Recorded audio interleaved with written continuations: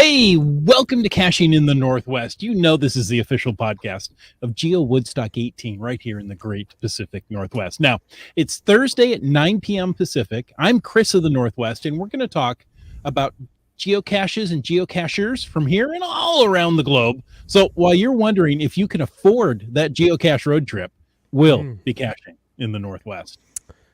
Yes, and tonight we're talking about jtcoffee's European trip.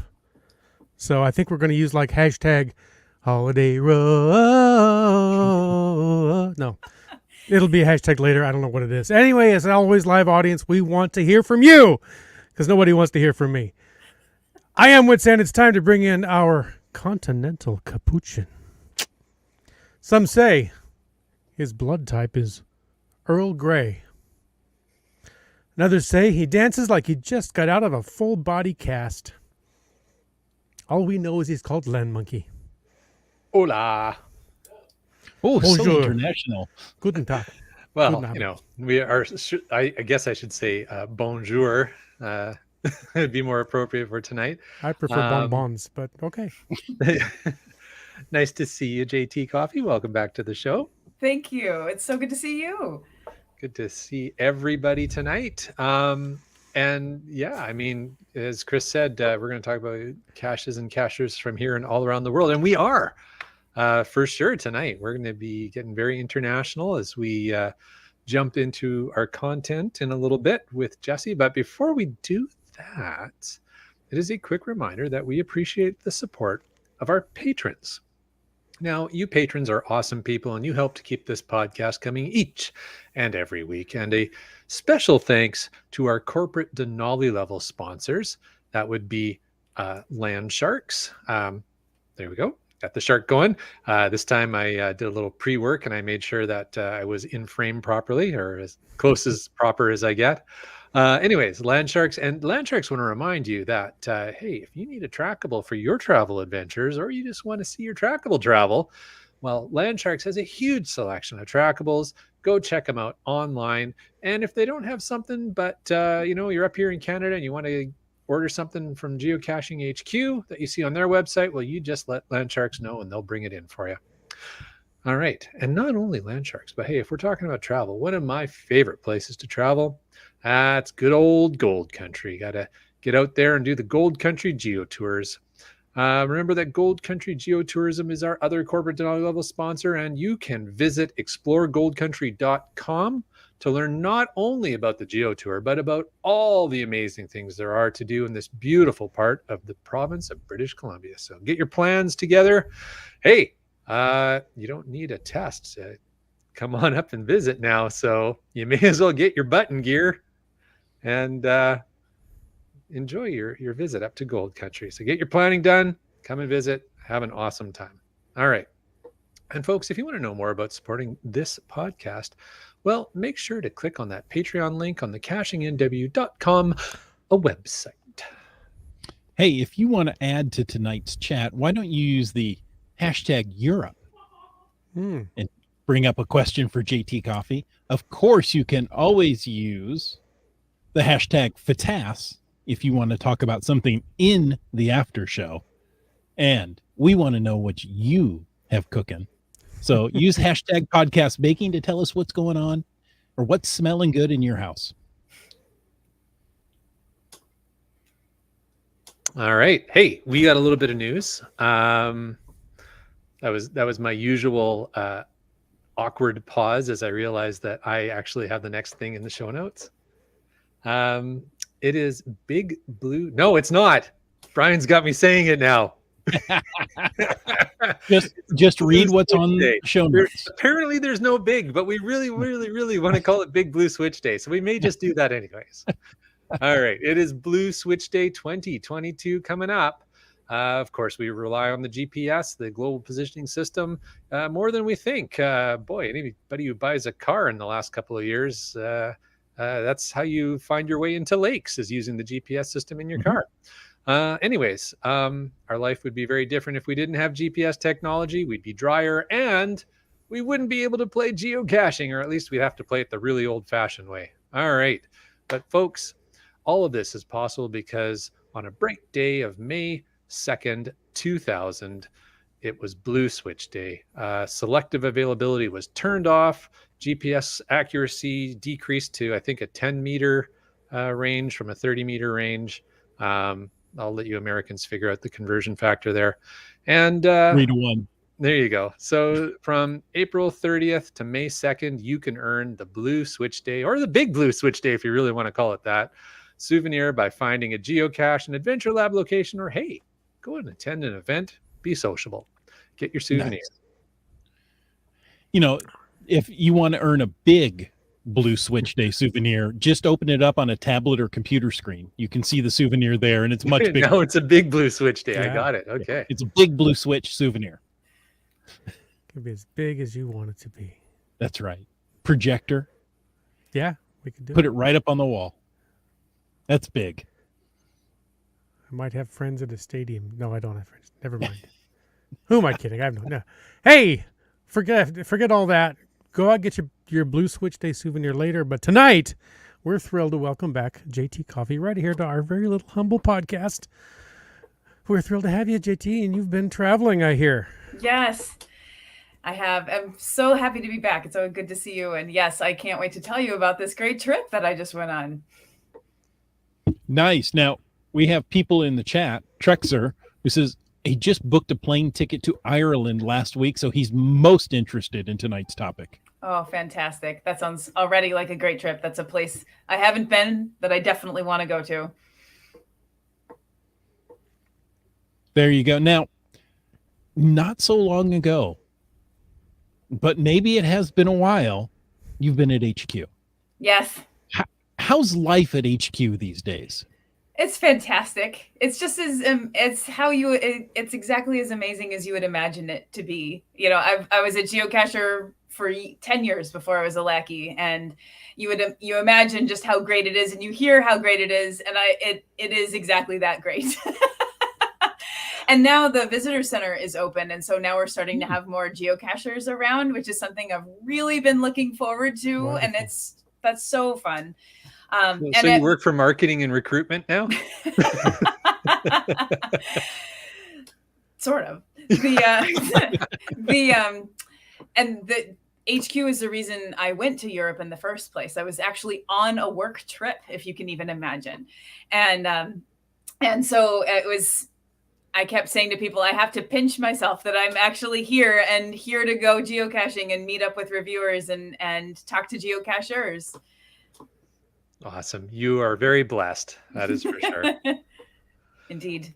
Oh, well, we're blessed to have you here tonight. Now, one of the things that everybody, so folks, if you haven't met JT Coffee before, if you haven't seen one of the previous episodes, well, you're going to have to go back through the catalog and find the previous episodes of JT Coffee because you'll enjoy every single one. But one of the things that we've come to know and love about you, Jesse, is that you always have a challenge on the go. So I'm curious, what challenges have you been working on in 2022? Oh, well, one of my challenges is calendar loops. I wanted to get to another level of calendar loops this year. And matrix loops or fizzy loops, depending on whatever you call them, and matrix flavors. So like my puzzle matrix and my small size matrix and my earth cache matrix and stuff like that. And I don't think I'll be able to completely fill like my earth cache matrix, but I'm chipping away at it. And I'd like to make some progress on that. I think I should fill a couple of them, which I'm very excited about. And it's not really a capital C like challenge that I'm working on, but it's an endeavor or a project that I would like all of my cumulative month totals to be that, you know, when you look on your calendar grid, it's the column on the farthest right side. And I want all of those totals to be up over 1,000, or at least in 4 digits. And I'm there for some months, but then some of the winter months I was pretty low. And April I was pretty low because in 2020 I hardly did any caching at all in April 2020. And so I've been since it's been winter, I've been really working to get those numbers a little bit higher. So it's been all about the numbers recently for me. But in the summertime, I can work on some of those other challenges.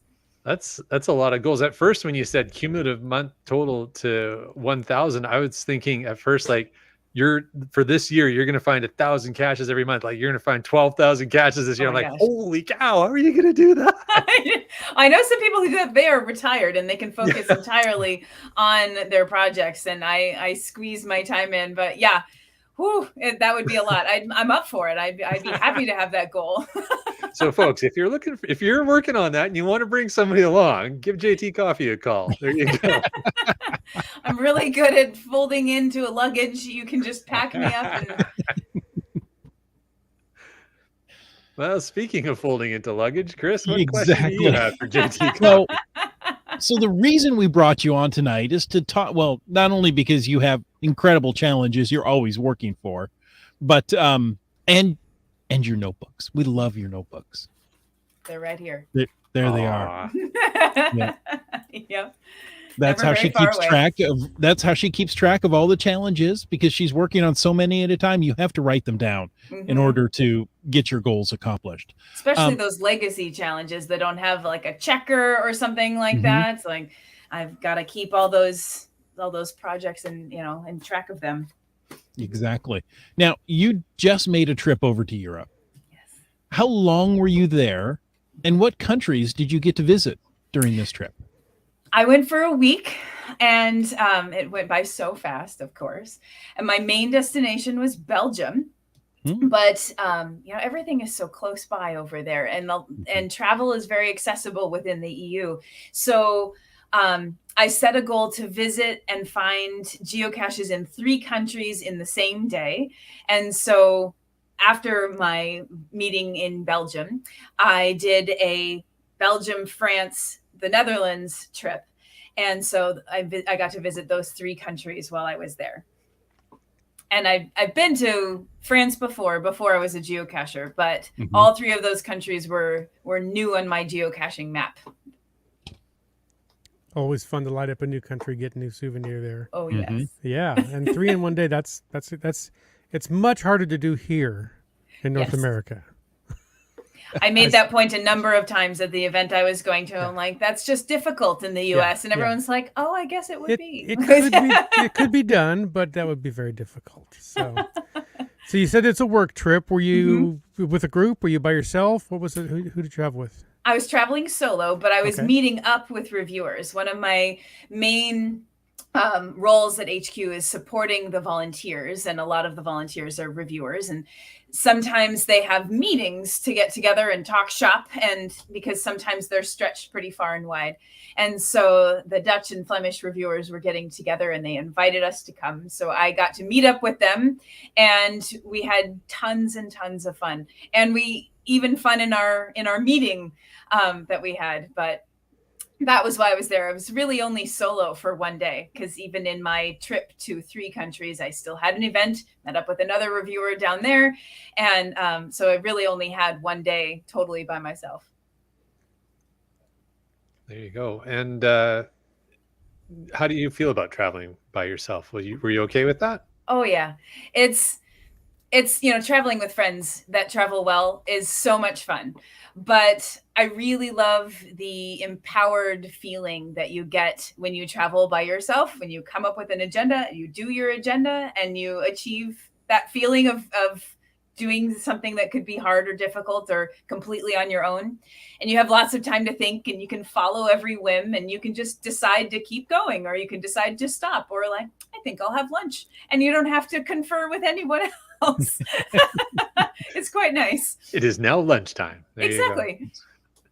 That's awesome. Well, we were talking earlier about the challenges. Were there any challenges you were working on specific to that trip? Icons in different countries. Yeah. I wanted at least 5 icons. And I could get more if I got more if I could get more.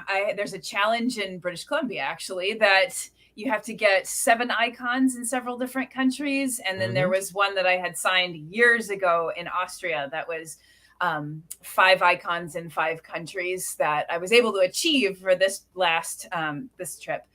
Still have a little while to go, because I think the one in British Columbia requires 3 continents.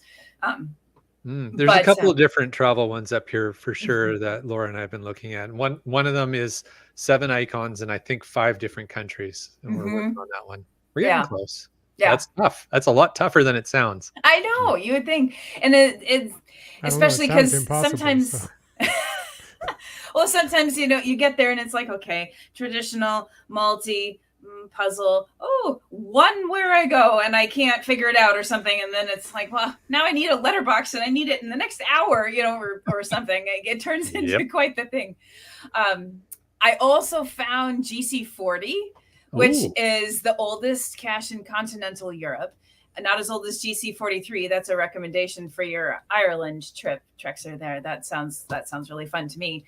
But that was the first cache we went to after arriving in the airport. The reviewers picked me up, and we went straight to GC40 priorities, and it was really fun to get something that old. That's cool. How far away from the airport is that one? I flew into Amsterdam, so it was a few hours. Oh, okay. Practically Yet France. that was the first place you went. Yes. There you go. And we laughed at like, well, obviously this is what we're doing. Oh, fun. Now, in your travels, you're going to different countries, the cache listings are going to be in different languages. Oh, yes. Often. How did you deal with that while traveling on the fly? Did you pick caches you were going to go to and kind of Google translate those ahead of time? What was your philosophy there? Some of them I did do exactly that. I made sure I had Google Translate on my phone so that when I was looking at something, I could highlight it, translate, especially for adventure labs, because if I was doing any lab caches, you need to translate the description, unlock the location, look at the question, translate it, get the answer, translate that from English back to whatever language it wanted it to be, Dutch, French, whatever.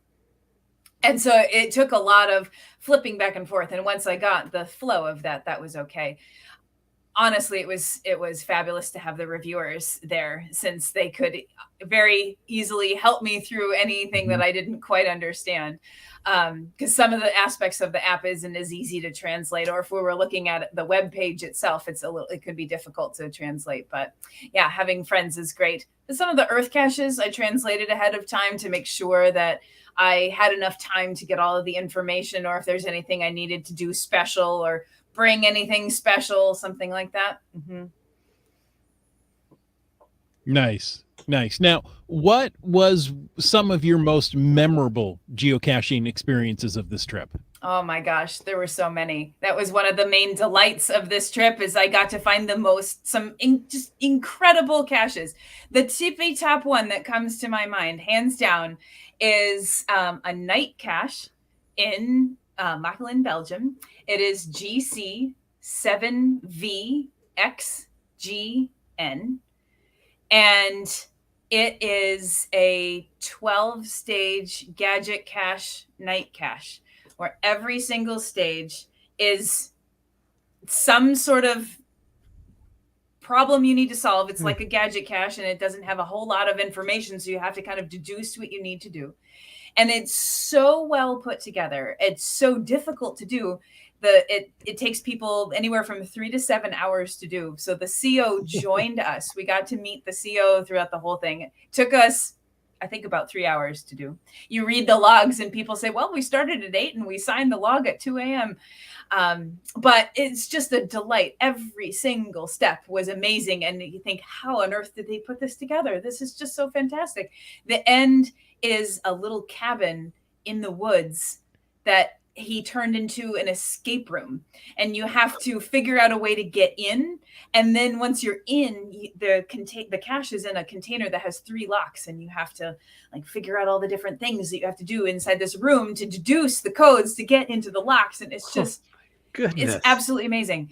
If you are anywhere near this cache, if there's lots of mega events in Belgium this year, and then the Netherlands and in France, if you are anywhere near it, go find it, because it's amazing. Dedicate your night to doing it. Yes. And because you need supplies, and it takes a lot. Every stage is in 3 different languages, so you don't have to worry about that. The CO even hides nearby at every stage a QR code that you can scan with your phone and watch a little hint video, so that if you are just at the point of like, I have no idea what to do, I cannot figure this out, you can give a little hint from this video. And it's such a cool way to help people along with a really complicated gadgety sort of thing that you have to solve in the middle of the woods in the middle of the night. No, I wouldn't necessarily always think about bringing a bunch of tots with me when I'm traveling. Yeah. What kind of tots did you feel? I mean, obviously you needed some for this cache, but did you need some for other caches you were doing? Like, if you were to give advice to cachers of like, okay, if you're going to go caching in this part of Europe, make sure you have these tots with you, what would you say? Definitely make sure your phone is working really well. And if you have as much data as you can afford to put on there, I've traveled before with, very limited, 2 gigs of data or something, because I thought that's all I needed.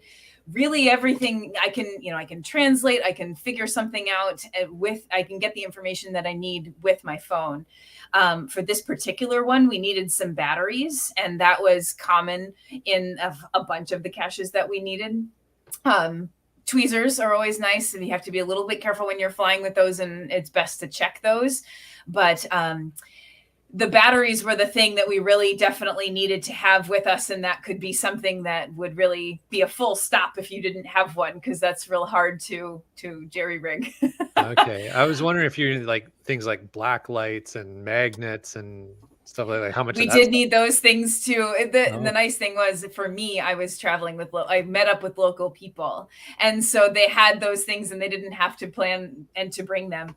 But it's actually a good segue to the next honorable mention cache, which was I got to do my very first tree climb with actual harness and ropes and gear, which was so much fun. Oh my gosh. I love climbing trees for caches here in the US, but generally speaking, you don't need the gear to do it.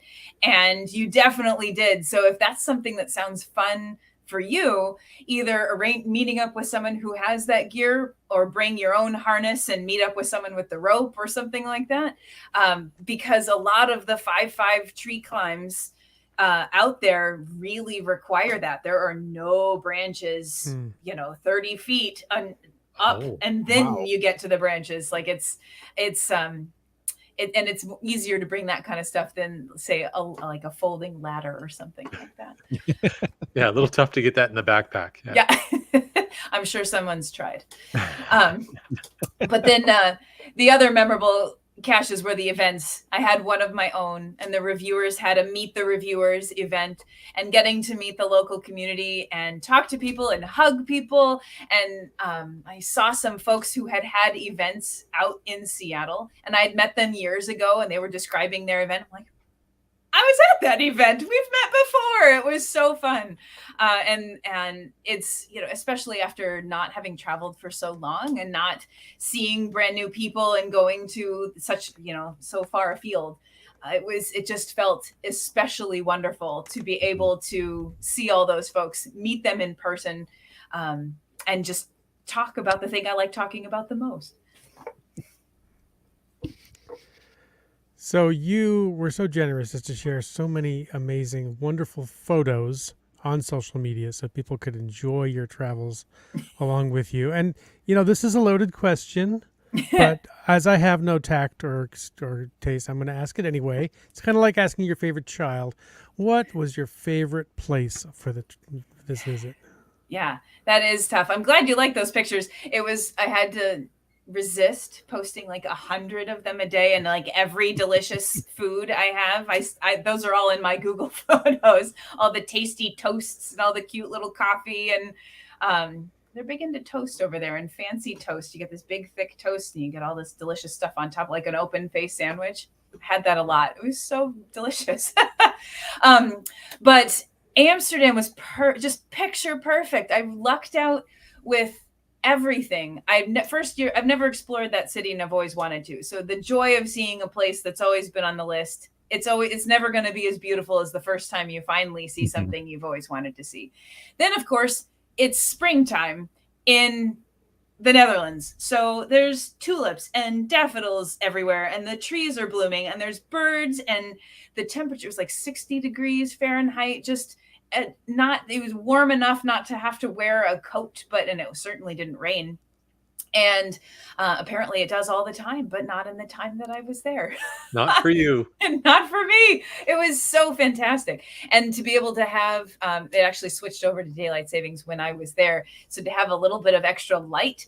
And the city also, you can walk through the parks at night, that they're very well lit. And so one of the oldest caches in Amsterdam is a 2001 cache, is in this beautiful park. And I went after dark, but it was perfectly pleasant. Everything was well lit. There was still lots of people walking through, and it was just very accessible. Out here, you go out and it can be very, very, very dark and hard to find something, but it was just so accessible and so beautiful.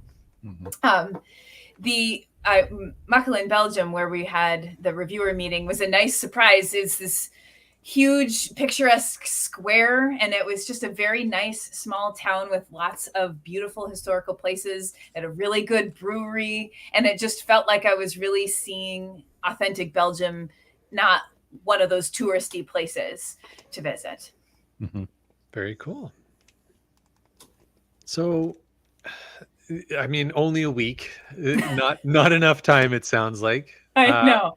Was there anywhere on the trip, or maybe a future trip, to that area where you wanted to visit, but you just didn't have enough time to get there? Yeah, the entire rest of Europe is what I was really hoping to squeeze in. But that was difficult in the week. And I was also considering doing a 5 countries in a day, because Luxembourg is right there. Germany's right there. Yeah. And I could do it, but because I had an event planned in France, and I certainly didn't want to miss that. And that just takes a little bit of extra time. Plus I was meeting up with a reviewer. Plus I wanted icons rather than just France, cash. Okay, bye. That I will save that for next time when I have a car, and I could easily do that for next time. And I always tell myself, it's always good to save things for next time so that you have something else to look forward to. That's right. So you didn't have a car. How did you get from country to country? Did you use the train? Yes, I love trains. Yeah. And it's just so it just feels like the European experience to travel back and forth on trains, and different types of trains, different speeds of trains. And so I tried to make sure I could try different trains from Brussels down to Lille, up from Lille, back to Brussels, up to Amsterdam. And yeah, it was great. Nice. Good for you. Nice. And from my experience in Europe, the trains are clean, tend to run on schedule, so it's very different from a train here in the US, right? I mean, I love the idea of being able to travel from Seattle to Chicago on the Empire Builder, right? But it's like 2 to 3 times the price of an airplane fare. And I just can't, convince myself that this is worth it for the experience. Not to mention, it takes 5 days to get there, 5 days to get back, which, I think that would just be fun. And then I price it out and I'm like, I just can't do it. Yeah. That's so lovely about Europe, and the ability to jump on. They're pretty user friendly. Even if you don't speak the language, the screens are really big. People are there to help you. Tickets match. One challenging thing is that there are so many trains. Sometimes even small cities have multiple train stations, and you could easily just by mistake go to the wrong one because you see, oh, there's a train station, but your train doesn't happen to go there. You have to go to another one. So there's ways to trip up, but there's also really quick, easy ways to solve those problems. Starcasher says, were there any murders on the trains? I've watched too many old movies. No. You weren't on the Orient Express? No, there was no drama on the trains. Okay. Thankfully. Okay. I hear what you guys are saying, though. I mean, my experience in Europe when I've traveled in there and taken the trains, it's the only way to get around Europe, for sure. It's it's not the only way, but it is a wonderful way. And I think, I mean, Yeah, and I think relating to what you guys are talking about, like talking about the train systems up here. I mean, we could call in Keats 94 and ask him about train experiences, but just getting from community to community by train up here, it's a little pricey and it's ridiculously slow. Like the trains Mhm. here are not designed to move people around anymore. Mm, That's unless you're on like the interurban or something like that. But other than that, forget about it. yeah. I think East Coast has a better developed train system than the West Coast I does. think so. Yeah. That makes I mean, sense. now Wits End, you've traveled by train up and down, in and out of Seattle, and what do you think? Is it more convenient than the bus? I like it. It's more comfortable. Mm-hmm. But I mean, I've only ridden the hour train from here to Seattle. I don't go anywhere else, Right. and it doesn't. It drops me 2 miles from my office, where the bus drops me a mile. So it's Not too the bad. bus. The bus is cheaper. The bus is closer. The Mhm. bus is more crowded and more dirty, but I don't care because that's my standards are low. Mhm. So I have ridden the train from Seattle down to Vancouver, Washington, and it does go by the coast, like in Tacoma, it goes by the Mhm. bridge. That's so beautiful, and I love the view on that trip.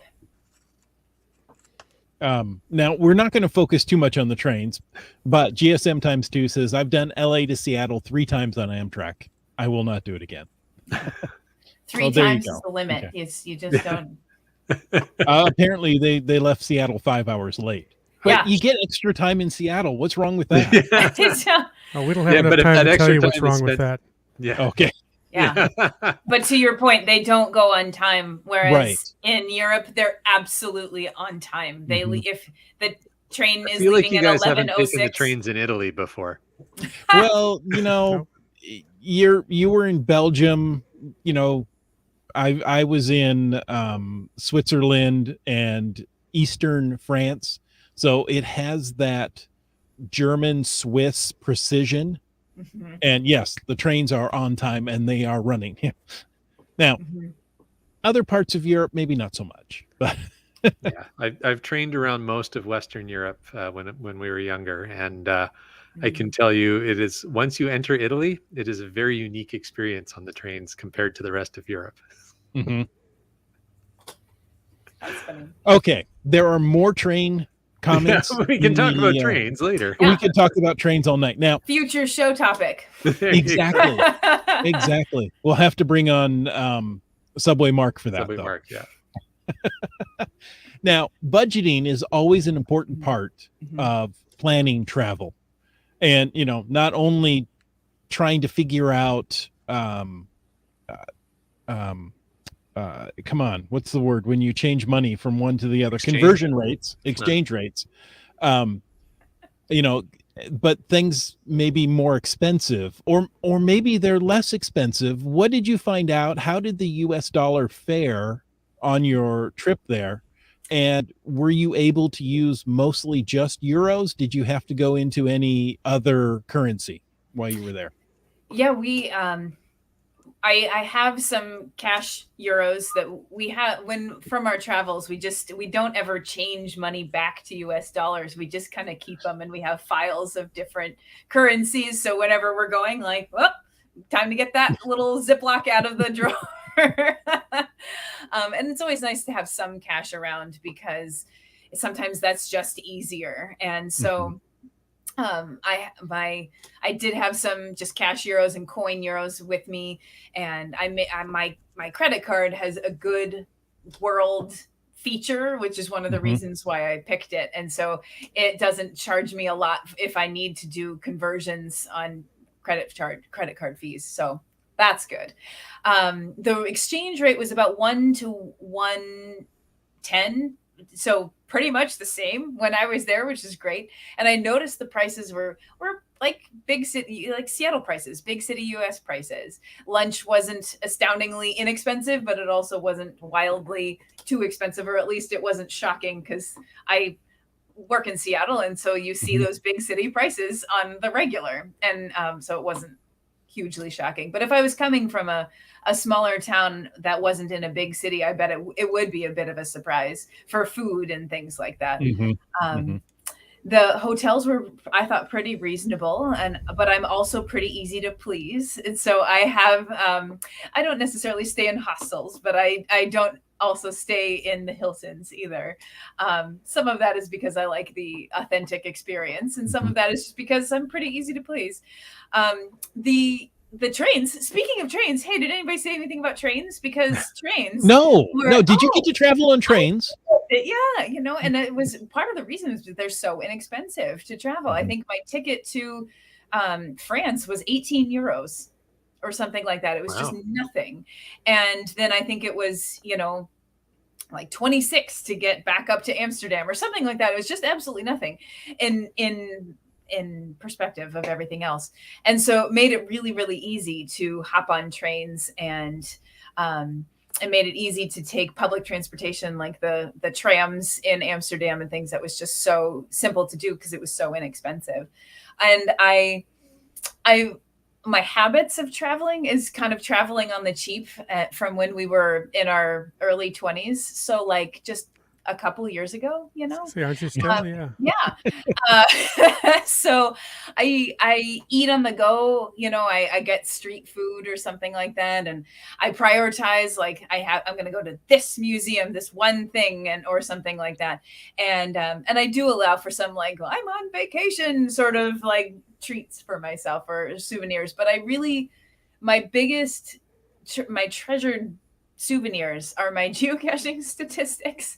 And so I don't spend a lot of time shopping. Sometimes I go into like a vintage shop or something like that, but I really don't spend much time browsing in stores. That's just not what I think is fun to do. Even in the US, I'm not a big shopper. And so I'd much rather be out seeing what's there, seeing what geocaches I can find, seeing what the geocaches will show me of the town. Sounds like exactly the way I prefer to travel. Now, I'm just going to go out on a limb and say that there's probably some people in the chat that might want to have a trip just like this, visit some of the same countries. Now that you are the seasoned, experienced traveler for these countries, what advice would you share with them? Go to those countries. Go there. They're incredible. All right, thanks for joining us. No, yeah. So and with that, I'm out. Yeah.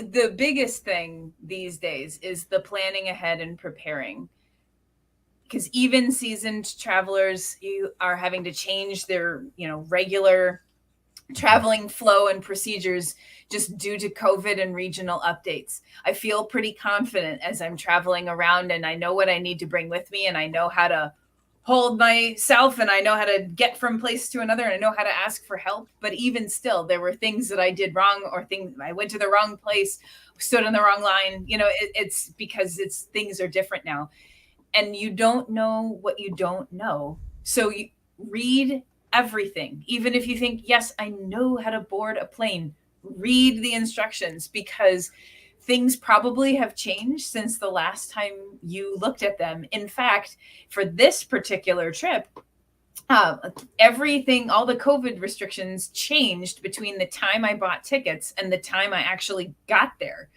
Like when I bought the tickets, I was going to have to do a COVID test upon arrival. I was going to have to quarantine until those came back. And so that affected all of the plans I was making. And then all of that dropped. And so I didn't have to do any of those things, but it's just keeping apprised of the changes and knowing all the different regulations for all of the different places that you're going to go. It was one of the challenges of wanting to do this 3-country in a day, because France, Belgium, and the Netherlands all have different expectations for COVID, and they were dropping mask regulations and things at different rates. And so you just be aware of what those things are as things change. That was the best thing, that I felt like I was prepared because I had read all of the stuff. Even if no one asked me and I didn't actually need to worry about those, I had so much documentation that no one ever asked me for. I had my proof of vaccine. I had my negative COVID test. That's the only thing that anybody ever asked me for was my negative COVID test. And even though I had all the other things, there was even you go to the embassy online or something, fill this documentation out, print it, keep it with you. I had it the whole time. Not one person asked me for it, but that kind of thing doesn't bother me. I'd much rather have it and not need it than the other way around. Exactly. You can't really be over prepared. I mean, you can, but really, no. And like you said, reading signs, reading things, the information is usually there somewhere. Even here in Seattle, I was traveling years ago, and I'm walking through the airport, going up to the gate. There's really nobody in this line. I'm like, I wonder if I can get in that line. And there's an agent standing there looking like, I really don't like this shift, and I wish I was working somewhere else today. And there's a sign there that says this line is for uniform crew members. This, and I stopped, and I kind of like, oh, and I told my kids we have to go over here. And the agent looked at me and went, "Thank you." I know, right? The ability to self-serve sometimes. Yes. It's just and the ability to carry yourself with a little bit of humor and understand that everybody's doing the best that they can. And the agent at some checkpoint said something funny to me and did like finger guns or something like that, and I said, thanks for that little burst of joy. That's exactly what I needed. And she's like, you're welcome. And it was just those little moments that you acknowledge the good that you see and appreciate that there's a person that's trying to do their job and help you have a good time, and just kind of keep that perspective. It'll serve you for sure. For sure. Other tips: come up with a filter for finding your geocaches. There are just so many amazing caches to find. You're going to look at your map and you're going to think, I have to find all of these. Look at all these favorite points. I mean, you go to Amsterdam, everything has at least 600 favorite points. You're like, well, clearly this is I have to find all of these. And you will, if you come into some place anytime you travel with, I must find them all, you're just not going to. So then you're going to leave disappointed. And you're like, I could have, I should have. But if you focus on one challenge, or I'm going to find the old things, or I'm going to find the new things, or I'm going to find the puzzles, or I want to find the challenges, or whatever it is that you want to do. Keep it attainable, and then everything else is gravy. And then you're just satisfied with whatever it is else that you find, which is a great perspective to have. And there's just so many great caches out there. Oh my gosh. Bring lots of good walking shoes and chargers and cords, because the last thing you want is to be held up by something like your phone has run out of juice, or your feet are tired or something like that. You want to have all those other external problems solved so that you can just decide on your own when you're done. Now, when you say cords, you mean like the charging cables for your phones or tablets or what have you? Now, and the adapter I was going to ask with the power situation. Yeah. Was the power situation consistent between those three countries? It was. It's the Europe plug, which was really nice. I have a cube that has all the different options on all the different sides, so I always just grab that to travel. But if you were going really quickly, just grabbing the Europe adapter would serve you really well, and that doesn't take up much space in a backpack or a bag. Right.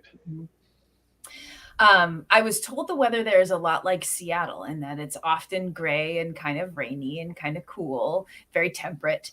I didn't experience those things, but bringing a jacket and making sure that you're prepared for not the glorious birds singing, bees buzzing experience, or not a postcard experience, is always a way to go.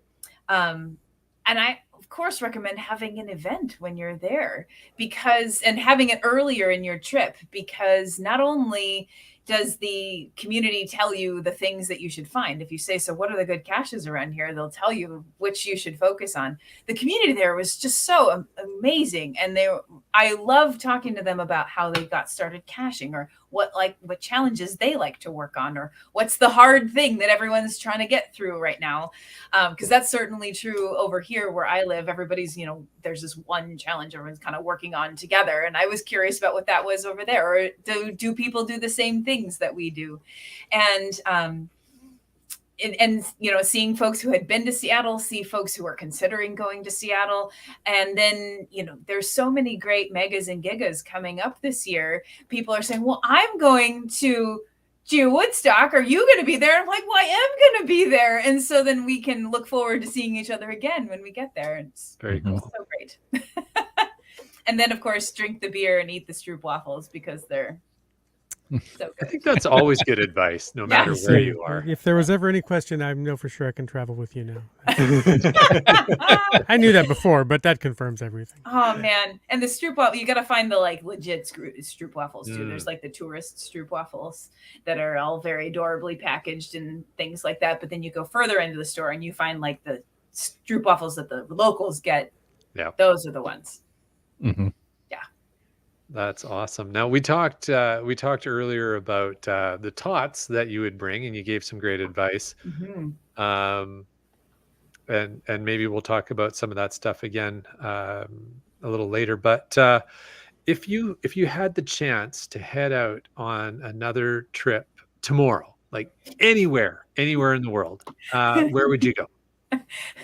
How long can I be gone? I don't know. Ask your boss. It's at this point, I'd say yes to just about anywhere. Someone is like, would you like to go to rural Arkansas? Not like there's nothing wrong with rural Arkansas, just not usually a place that's high on people's lists to go. I'd be like, sure, let's go. That sounds great. But dreaming big, we had a trip planned to Peru for 2020. And we were going to go to Machu Picchu and all of those amazing places. And of course, we put that on hold. And it still feels a little out of reach. And so I'd love to go there. I'm still longing to go there. And I'm also really anxious to go to Cambodia and Vietnam. I'd really like to see those places. Yeah, and Gilby, North Dakota. I've had the little birdie keeps telling me that I need to go there. That particular little birdie. That's fun. Well, maybe you have to go then. I guess so.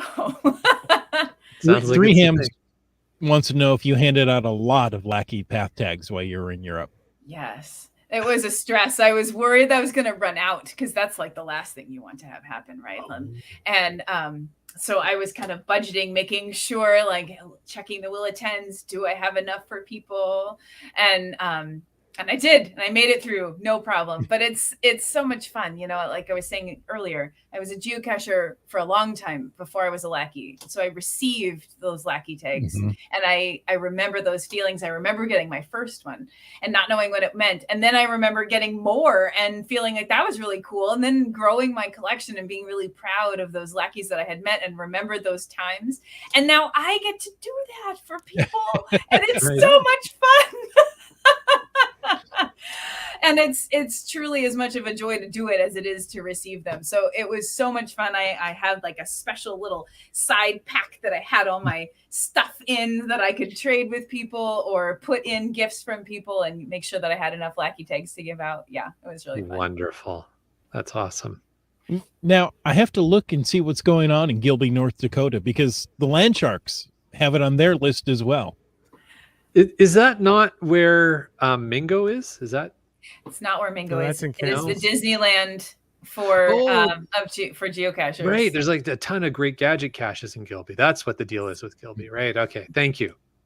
Yes. I'm trying to remember. I knew there was something. Something's happening there. Yeah. I guess I'll have to plan a trip there too at some point. I don't know. Yes. I'll figure it out. Road trip. Yeah. There you go. Probably cheaper than Cambodia too. I was going to say, it's not like I haven't driven that far before. Maybe I'll just move there. I could probably afford to live. Maybe. Yeah, maybe. Probably not. Wonderful. Well, JT Coffee, thank you.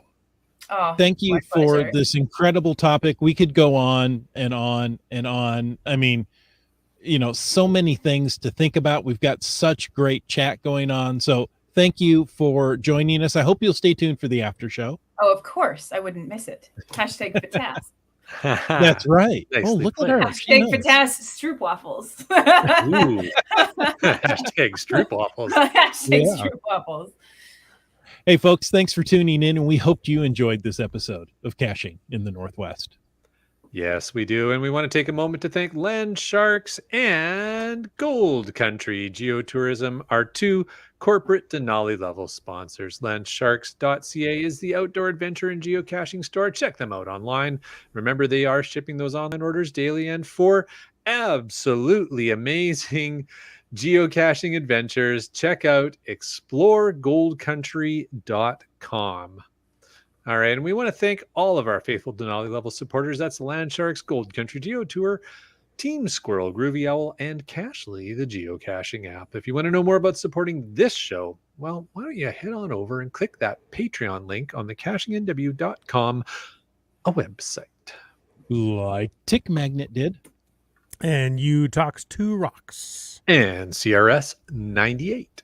Wet Coaster. M Nerve. Keats 94. Kev MacD. Segehov. Skyhawker. Geo Nav Pros. Kettle Barb. Peach of, I'm assuming, Washington tonight. She is back in Washington. The Geo Travelers. Seebeck Tribe. Ackerdock. B Pendragon. Green Words. Leaving friendly words for JT Coffee right off the start of the show. It's GSM times 2. Team Noltex. Sprouter. Fairwood West. Doramore. Logwork. The Camp Clan. Broncos fan for life. Kitty Quest. That was just a little creepy. Have you met me? Oh, genies. Where are we now? Trexer. Trexer. Antaeus. Subaway Mark. 3 hams and a rose. MC3. Cats. Donners. On a boat. RE54321. Probably see him at work. JT Coffee. There you go. Al Robrick. How about T-Sayer? Korsgat. UDAC. Gas Station Tuna. Just finding our way. One of our favorite kitchen appliances, the LG 9000. Limax. Boomer 365. Kid Vegas 19. Oh. And, of course, last but not least, Wino Seattle. Oh, what a great group. And we appreciate all of them. We appreciate you, JT Coffee, for coming back and putting up with the three of us goofballs again. You're one of our favorite return guests. And if somebody here wanted to reach out and get in touch with you, how would you prefer that to happen? Oh, so many ways. You could reach me on the message center. I'm on my geocaching profile every day. So message center is really easy and quick. You can find me on Instagram. Most of my geocaching stories or adventures are on Instagram. Instagram's kind of turned into just geocaching life. A couple food items and cats here and there, but predominantly geocaching. And my handle on Instagram is Jessie, but spelled JESS_SEA. And I'm on Facebook too. You're more than welcome to reach out to me there too. So many ways. Nice. Now, we do have a segment that we squeeze in every now and again when we have a chance. And we like to call this segment, where's the button? I haven't used it in a while. At last. There it is. And last, listeners asked some things, and now we get to answer. So if you'd like to ask some things, you can call into 253-693-TFTC or email your question to feedback@cachingnw.com. The question Chris, tonight. Chris, yes. before you get to the question, I'm not sure how many people, because you kind of roll through it pretty quickly. I'm not sure how many people get that last is actually the acronym for listeners asked some things. Because yes, I see it in the show notes every night, so I get it, but you kind of roll through it. So I'm not sure if anybody gets just how clever you were with the last segment of the show. It's so good. I see what you did there. And if you're out there and you're a listener and you'd like to ask something, send it in. We might answer it. That's right. Now, tonight we thought this was very appropriate. Who would you like to sit next to on a 10-hour flight and why?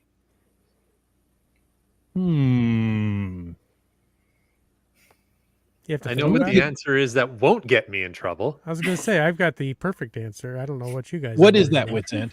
Well, it would be you two jokers, because any flight over 2 hours, I'm in the middle seat. So I might as well have my two friends with me. How come you're in the middle seat? Because that's how where I always wind up. Usually in the between middle with two 400-pound Samoan people. And they're wonderful people, but they don't let me use the armrest. Just saying. Yeah. Must be a cultural thing. Yeah. Mm-hmm. Yeah. Friends Oh. would be a great choice. That's for Mhm. sure. Jesse, you were sharing with us earlier that you had an interesting seatmate for your flight home. Yeah, which was also a 10-hour flight. Amazingly good symmetry there. It was a guy from Spain who was moving to Seattle and to be a mechanic for Alaska Airlines.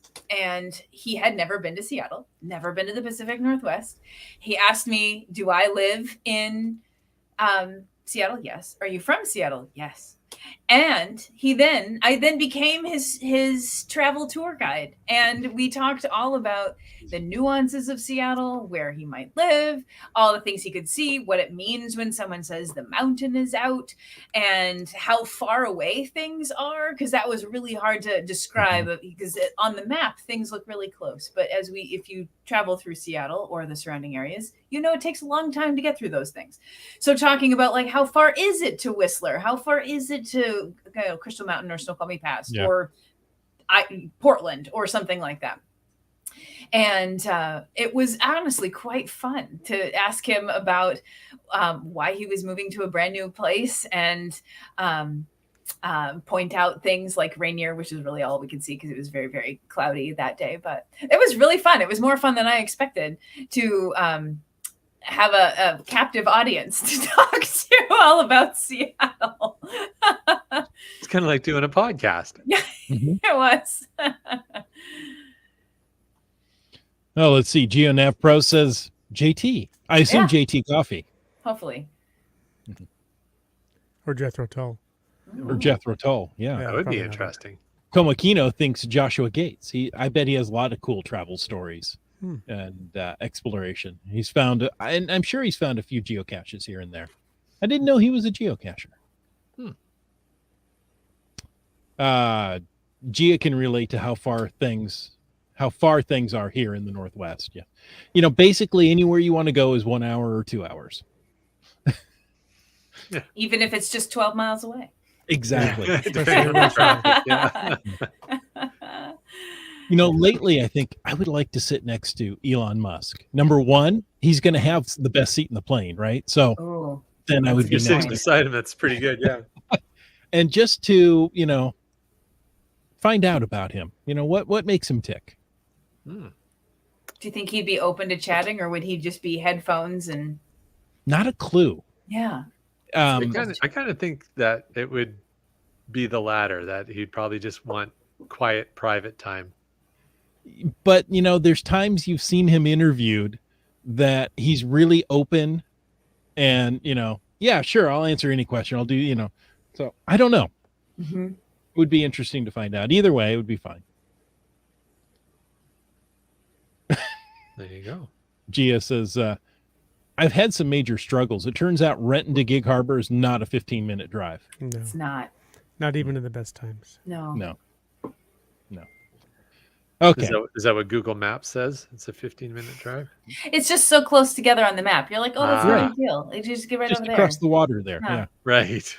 That surprises people too. If you like in the geocaching world, when they set up their notifications and they live on the other side of the peninsula, at the peninsula, I get notifications on the other side over there because it's less Right. than 20 miles as the crow flies, Right. and yet it would be 3 hours to get to.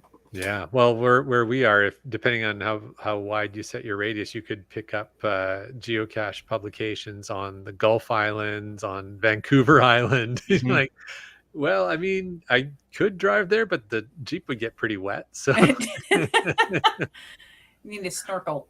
yeah, really tall one.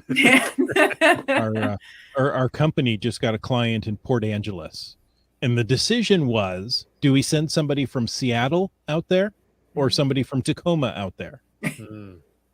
And travel time is about the same. Mileage from Seattle is less because you're taking a ferry some of the distance, but Right. the travel time is about the same. Well, at least, and I guess if the person gets on the ferry, they can, in theory, work while they're on the ferry. That's Mhm. true. I don't know. I'm thinking like a manager now. Exactly. Right. I'm gonna See, get the I can most get at least productivity half out of an this hour trip. work out of that, right? That's right. Less gas because you're not just moving Right. the car. Yeah. Well, but less gas, but you're paying ferry. That's true. Does that end Yeah, up but being Washington more? State ferries aren't that expensive. I mean, maybe you feel like they are, True. but then come up here. Yeah, Yeah. get on the Yeah. Swanson ferry.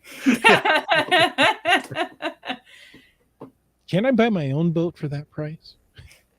Sometimes the thought occurs. Yeah. Oh, Land Monkey, did you say who you wanted to sit next to?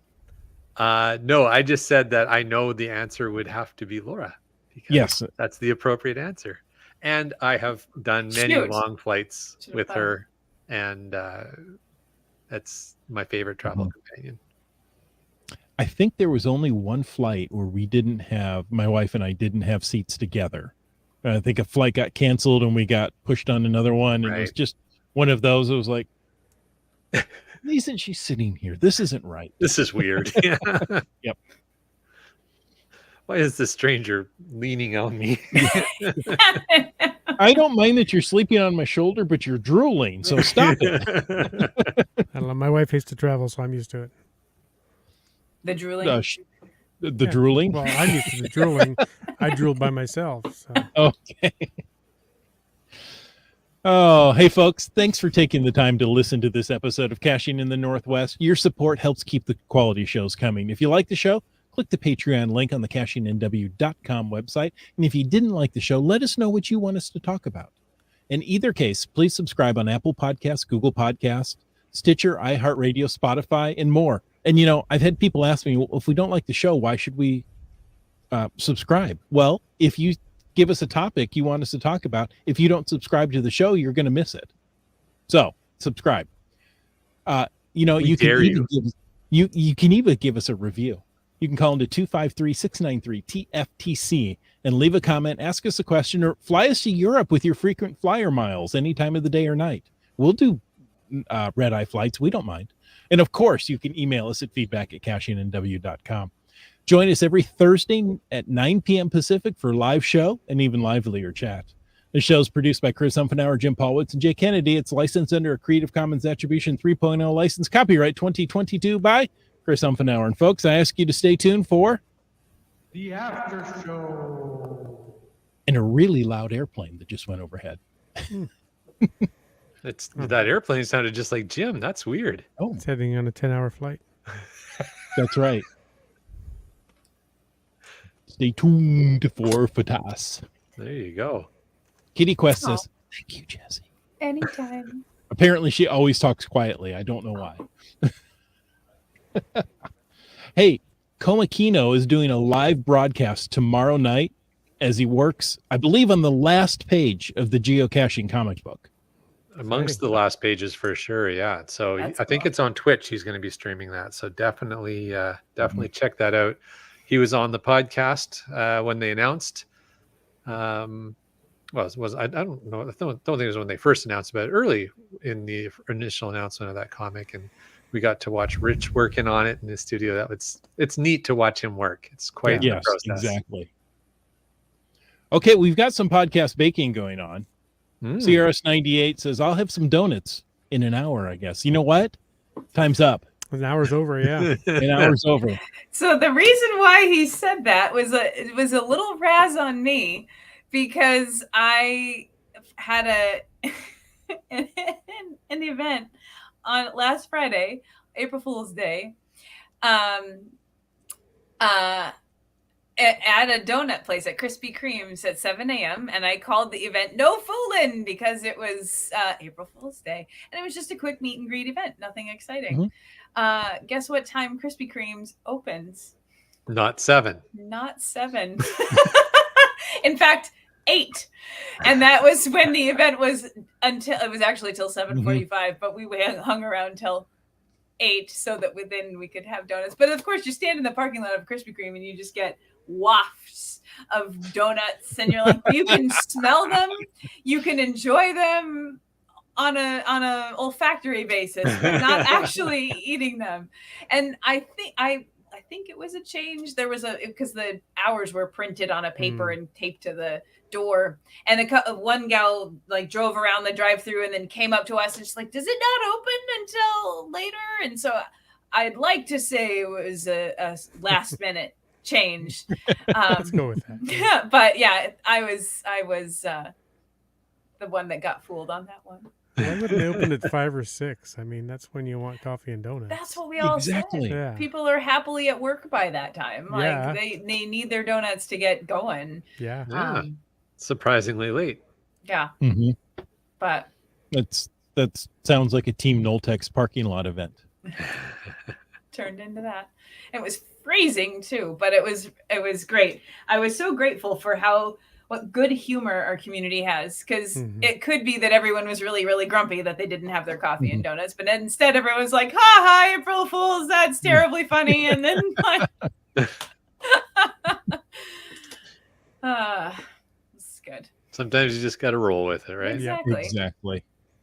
Minimag asks, is the Tunnel of Light open 24 hours a day? I was trying to plan a big icon day. Now, is it just an icon day and we're adding the word big to it? Because, that happens with blue switches and stuff. No, it's just a in big August, deal. It's a big deal. Yeah, the icons aren't big. With a They're geocaching actually event. quite is. small. Yeah. My plan is to drive a lot that day and to hit the different caches. I don't think it's open 24 hours. Do we know? Jesse, I would say it's dawn to dusk.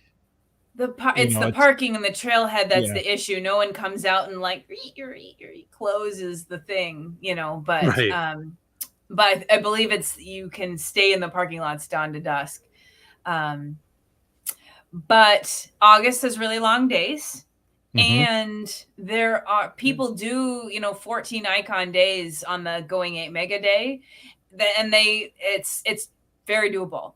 So you wouldn't necessarily have to drive from Canada to Portland to get everything that you needed. There's a Where I Go nearby, there's adventures, there's puzzles and traditionals and Earth Cache, virtuals, they're all nearby. Webcam's not too far. Right. There's a lot of icons right around there. But, plan early and, you'll be doing a bit of driving and, at least 5 miles of walking. Yep. For the tunnel. Yep. Yeah. Well, Issaquah is a great place to have an event if you're going to plan your event, because that has the letterbox there, and there's a whole button. There's a multi that pretty low barrier multis there. It's a good place, and you'll get lots of good folks to show up too. Yeah, good options. Yeah. There you go. Good to know. Those icons. Sounds like it. Yeah. Get that ape cache. Absolutely. Yeah, it's a pretty unique icon too, right? So that's a good way of planning on doing an icon run. I know there's a lot of people on the Friday before GeoWoodstock planning to do some icon runs up here, but there isn't readily accessible a webcam. The closest one is the Washington State University campus one in Bellingham. I think that's the closest one. Right. So yeah, we got to bring back webcams. There's a show topic for you. There you go. Not controversial in the slightest. Yeah. But anyways, yeah. Oh, let's see. Lost Ken says, wonderful show tonight. Trains of the Northwest. I loved it. It kind of started going there, didn't it? Yeah. Yeah. Then I just started thinking about all the great times I've been on trains. Like we took a sleeper train from London to Edinburgh. Oh, it was amazing. It was so comfortable, and everybody was so Scottish on the train, and the train was this sleek, matte, dark green with a white stag across it. And it was an odyssey to try to get to the train. Then we finally got there, and it just pulls in with all this steam and the stag, and then someone's like, are you going to Edinburgh? And I'm like, yeah, I am. I am now. Great. I'm And definitely it's back going. to the lock with you, Nessie. I know, it was amazing. That's pretty cool. Yeah. So that was like an overnight run? Yeah. It was the night train from London up to Edinburgh, and you get up there at 7 o'clock in the morning and sleep your way there. That's pretty cool. You're just Good idea. clickety clacked to sleep all night. It was just great. Wonderful. Yeah. Just finding our way. Idea. Wants to know, did you cache close to the train depots? Somewhat, not too close. They're not right at there, but in fact, the first one I found in France was a puzzle. Why do the cows stare at the trains in French? And it was a jiggity puzzle that you put together, and it's this big cow puzzle, but it was right in the bridge, kind of over the tracks. But the rest of the caching I did was pretty far away from the train station. Nice. Dora Moore was talking about trip planning, and she says, be flexible. I had my plans changed completely due to an injury. We ended up finding mostly T1 caches rather than forest hikes, but we made it work. Yeah. You're as happy as you choose to be. Yeah, exactly. Oh, let's see. Seebeck Tribe says, I helped Signal escape the labyrinth for this round, and I'm currently sitting at 3rd place, only for a hot minute before my friends passed me up. I take screenshots when I'm at the top, and I'm like, just so that I can remember that I was at the top at one point. That's all right. Of course, in 30 days it resets, right? Anyways. Yeah, yeah. And you send it off to Rock Jock, who's completely insufferable now that his team has won. Exactly. Oh yeah, Gia has a Facebook group about Gilby in case you are real serious about going. Those folks will help you. Wow. I'm gonna have to look into Gilby. Yeah, maybe a future topic. There you go. Maybe we have to go to the Gilby. The Gilby. That's what we'll refer to it as now. The Gilby. It's Big Gilby. Oh, Big Gilby. The Big Gilby. The Big Gilby. The Big Blue Gilby. Got it. Oh, hey folks. Let's see. I'm just looking through to see if there's anything left. I think we've got so much in the chat tonight. I know. But folks, I've been really enjoying everybody's chatter back there. Especially the razzing. Folks, thanks for joining us. And until next week, get out and get caching in the Northwest.